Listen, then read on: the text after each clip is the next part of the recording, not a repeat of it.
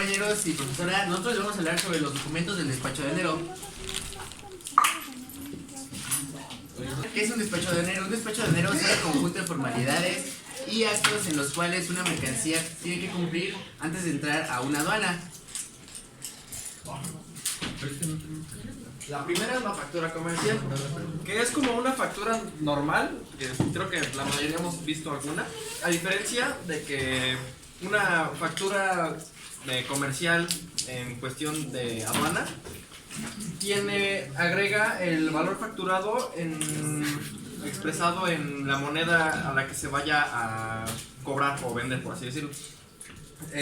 Las condiciones de pago, que es la fecha y descuentos, todo eso en general. Condiciones de entrega, que es el Incoterm, así en concreto. Ok, yo les voy a hablar sobre los documentos de transporte. En el documento de transporte tenemos 6: el conocimiento de embarque, aéreo, el cuaderno TIR, ATA, la carta aporte de ferrocarril y la carta aporte por carretera. Ok, el primero es el conocimiento de embarque o BL, Bill of Landing. Este prácticamente se utiliza en el transporte marítimo. En el BL va a ir el shipper, que es de donde se carga, donde se descarga, cuánta mercancía va en el contenedor, qué tipo de contenedor, dónde se va a dejar el contenedor, si va a ser en el puerto o arriba del barco. Todas esas especificaciones van en el BL. Conocimiento aéreo o Airway Billing, por sus siglas AWP. En pues más o menos lo mismo, es el transporte aéreo. Va a los datos donde se carga, donde se descarga, si tiene alguna escala, la mercancía pues se pone ahí también, se pone cuánta mercancía va. ¿Qué más? Se pone, únicamente lo puede hacer el agente IATA. Y se tiene que poner las claves YATA. ¿Alguien sabe qué son las claves YATA? No. No, ok. Ustedes recordarán que las siglas MEX se refieren a México.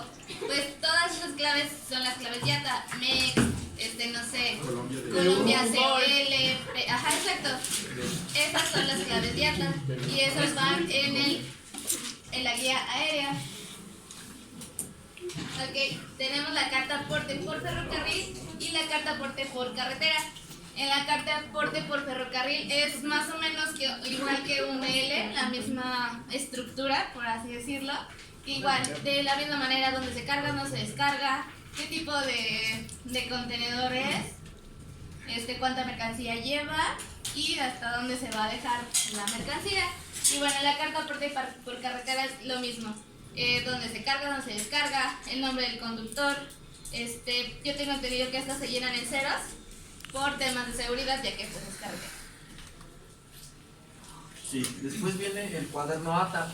Los cuadernos ATA son documentos aduaneros internacionales que expiden las cámaras de comercio de la mayoría de los países industrializados para permitir la importación temporal, que es lo que nos decía. Si por ejemplo van a traer alguna máquina para reparar una carretera que no hay aquí en México, por ejemplo, se genera por medio de este cuaderno un documento que especifica que esa maquinaria o ese producto va a estar temporalmente, ¿va? Después viene el cuaderno TIR, que son documentos aduaneros de tránsito aduanero para el transporte internacional de mercancías que se efectúan al menos en parte por carretera. Ok, luego viene lo que es el seguro de transporte de mercancías. Esto depende al medio por el cual se va a transportar la mercancía. Y tenemos 4, ¿cuál es el medio terrestre, el medio ferrocarril o ferroviario, el marítimo y el aéreo? El terrestre es aquel convenio relativo al contrato de transporte internacional de mercancías por carretera, se le conoce como convenio CMR. Este seguro tiene algunas cláusulas, las cuales son que por vicio propio de la mercancía. ¿Alguien entiende eso? Es por si se refiere a que por si una mercancía ya viene dañada, ellos no se hacen cargo de ese daño. Por fuerzas mayores, un accidente, o un siniestro, y una falta imputable al cargo del destinatario. Otra tenemos el cual es el ferroviario. El ferroviario tiene un convenio relativo a los transportes internacionales por ferrocarril, que se le conoce como el convenio SIM, por sus siglas. También tiene algunas cláusulas, las cuales son muy similares a las terrestres, que igual es por vicio propio de la mercancía, fuerza mayor y alguna falta en el sobrecargo. Bueno, yo les voy a explicar el aéreo y el marítimo. Según el convenio de Varsovia de 1929 y el protocolo de Montreal de 1975, establece que el transportista aéreo no es responsable del daño o pérdida de la mercancía mientras presenten estos puntos. El primero es tanto él como sus comisionados han tomado todas las medidas necesarias para evitar el daño o les ha sido imposible tomarlas, que es la fuerza mayor. Es como lo comentaba mi compañero, es lo mismo que pasa un siniestro, no es culpa del transportista. La segunda es el daño que proviene de una falta de pilotaje o conducción de la aeronave o navegación. Esto nos habla más de si le pasa algo al piloto, tampoco es responsable. Y el marítimo, las reglas de la Haya o el convenio de Bruselas de 1968 igual establece que el transportista no se hace cargo de, no se hace responsable de daños o pérdidas de las mercancías mientras se presenten estos puntos. El primero son los vicios propios de la mercancía o pérdida de peso durante el transporte. Un ejemplo de esto es si está transportando algo congelado, obviamente pierde peso si se descongela. Un incendio, esto es más que obvio, no, por ejemplo, están transportando combustible o cosas así, y se incendia, no es culpa del transportista. Y salvamento o tentativa de salvamento de vidas o bienes en el mar. Si las cosas se pierden en el mar, obviamente van a ir primero por las personas y por último las mercancías. Entonces, si no se completa de salvar todo, tampoco es culpa de él. En caso de que se hunda el barco, ajá, y no se alcanza a recuperar toda la mercancía, no es la culpa del y transportista. luego el barquito ya se hunde. Ese vuelo termina la mercancía. El cuarto documento es el Documento Único Administrativo, DUA por sus siglas. Este es un documento que se utiliza en la elaboración para realizar exportaciones e importaciones. Este se deberá de presentar ante las autoridades aduaneras y su función principal es la de unificar todos aquellos documentos administrativos para realizar las exportaciones e importaciones. Este está compuesto por 8 folios más uno adicional que es el levante, el cual es la autorización para realizar la descarga o el embarque de la mercancía en el buque. La importación se utiliza del folio del 6 al 9. Para la exportación es del 1 al 4 y el 9. Y para realizar el tránsito de la mercancía es el 1, el 4, el 5, el 7 y el 9. Dentro de este documento se encuentran datos como el nombre del exportador, nombre del importador, destino, lugar de origen, peso de la mercancía, tipo de mercancía, el Incoterm que se utiliza, entre otros datos. Otro documento es la declaración del valor en aduana. Este es un documento que se le debe de entregar a las autoridades aduaneras.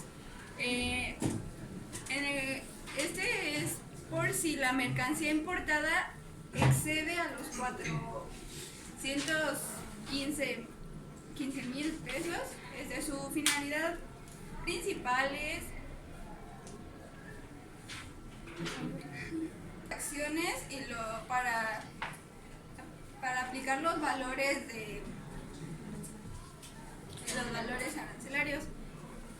Aquí es donde se aplican los derechos arancelarios y para sacarlos se tiene que ver el costo de toda la mercancía más todos los costes, que sería el seguro, el transporte y las facturas. Estos documentos